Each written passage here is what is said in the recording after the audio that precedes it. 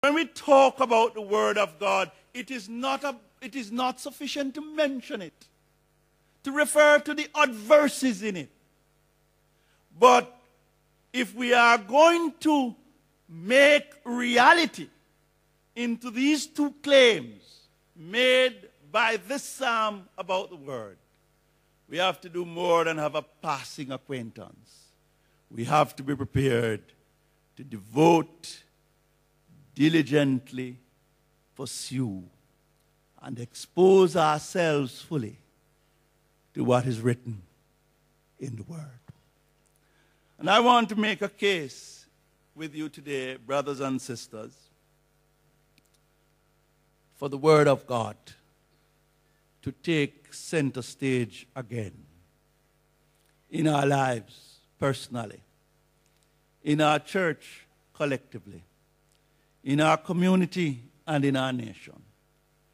I want to make a case for Christians to be proud of the Bible, of the Word of God. Not by the things they say when they get the opportunity to be on a platform, but by the values and the ethics and the standards and the relationship and the standard of conduct that they display. That more and more we as God's people need to be known, not when we say it ourselves, but as we are run into by accident, as we are encountered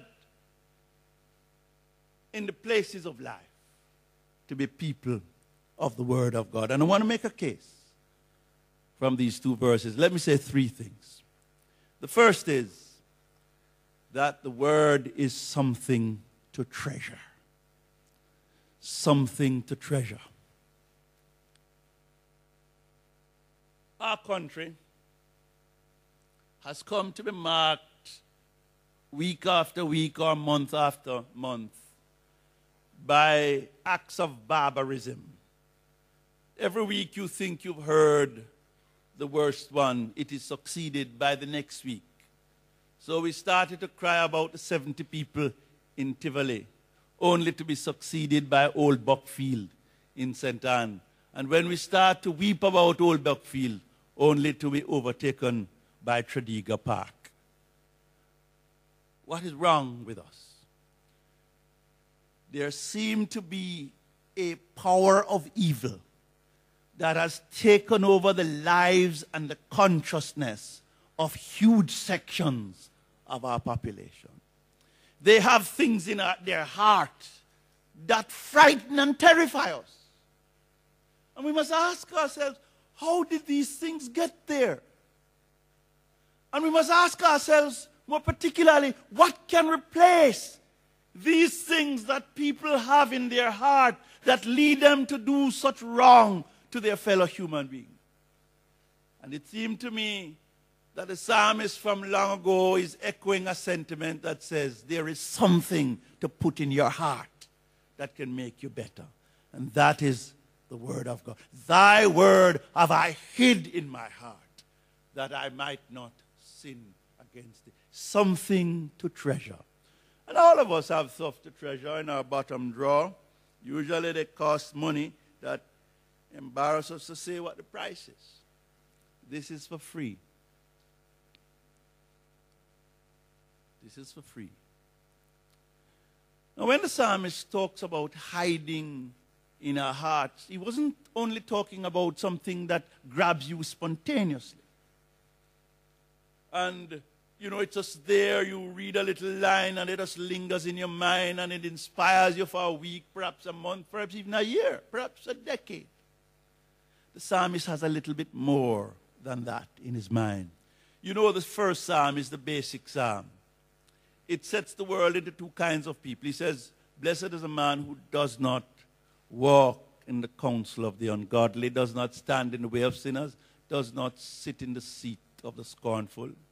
In other words, happy is the person whose cue, whose standard, whose fellowship isn't derived from what necessarily goes on in the social circle or in the opinion polls or what people are saying. But he said, his delight is in the law of the Lord, and in that law he meditates day and night. I am contending, brothers and sisters, simply that the word of God is something to treasure, to meditate on, to reflect on, to make the word the object of study and of analysis. Now, I'm not trying to make a case for my profession. I am dying by degrees. I spend a long time studying the Bible, and I have areas of expertise that nobody even cares about. That's not my point. My point is that this treasure is so valuable that it deserves time, engagement, meditation, reflection, study, so that it becomes a part of us. And this is what the New Testament also speaks about. It says, let the word of God dwell in you richly, that you may admonish one another, singing songs and hymns and spiritual song, making melody in your hearts to the Lord. Something to treasure. The second thing is that it is a facility to train. And I was very happy to see the blessing of babies this morning and to hear Cecil who repeat Deuteronomy 6 and Mark 10. But it's like this. The city of Kingston, where we live, depends on two major stormwater systems, the Sandy Gully and the McGregor Gully. Without them, life in City Kingston would be inhabitable. Those systems take the stormwater and organize them and send them as quickly as possible to the sea. But I want you to imagine a different solution to our stormwater. Imagine if, as a city, we had invested in planting trees all across the city so that the rainwater, instead of simply run off, would percolate into the soil. And imagine that if instead of simply taking channels, making channels that take the water directly to the sea, we were to build canals and waterways so that the water would percolate around the city, probably create fish life, support plant life, probably even create recreation. Many cities of the world have their waterways like this. Imagine if we did that. Imagine how City Kingston would change. No, we would have problems maintaining it. You don't need to tell me. But keep the imagination going. What we would have done, we would have trained the use of what is treated as a waste into a resource. There is a similar challenge available to the Word of God. What is being said here is that if our young people treasured the Word and live according to it, and if we did also, we would lift the standard of our conduct. I suspect not just personally the people in this church, but nationally. But to say it's not the knowledge, no, it is the training. It is the going beyond the study to make it into a technology and a resource, to fashion values, ethical standards, ways of building relationships, worldviews, outlooks, as a result of an understanding of the Word of God. You imagine what we could do. In the old day, they used to have catechetical schools. And all of this greatness of Europe, to the extent that it can still claim any, is the residue of the period in which moral education, catechism, was a part of its foundation. We celebrate heroes like Sharp and Bogle in this country. You know what made Sharp significant? Bible study. In the entire Great River Valley in western Jamaica, I know you don't all know where that is.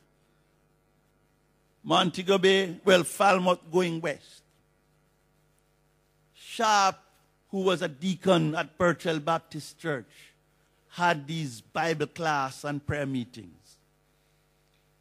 They read the scriptures and believed that the God they encountered in the Bible was a God of justice.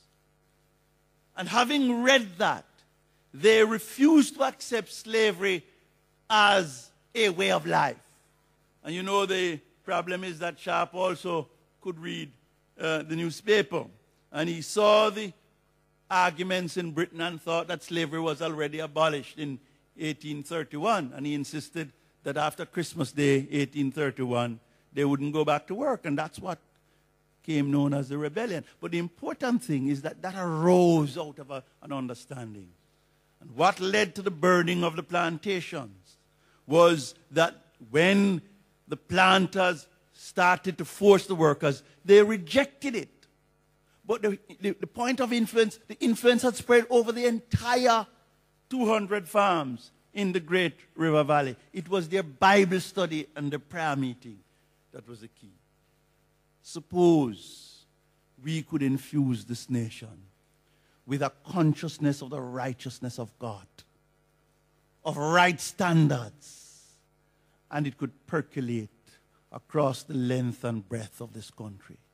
Imagine the impact we could have on a society. This is something to train. Not just negative. It is positive. It is about affirming themselves as creatures of God's likeness. It is about pursuing the righteousness of God. It is about a movement of honor and goodness, of love and peace that could take the country by storm. The Word of God is something to treasure and a facility to train.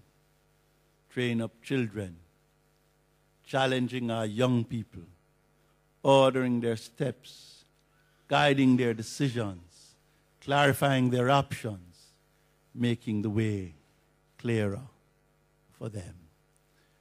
What you have inside of you is the greatest thing. Not what you have in your pocket or even what you have in your head. What is greatest is what you have in your heart.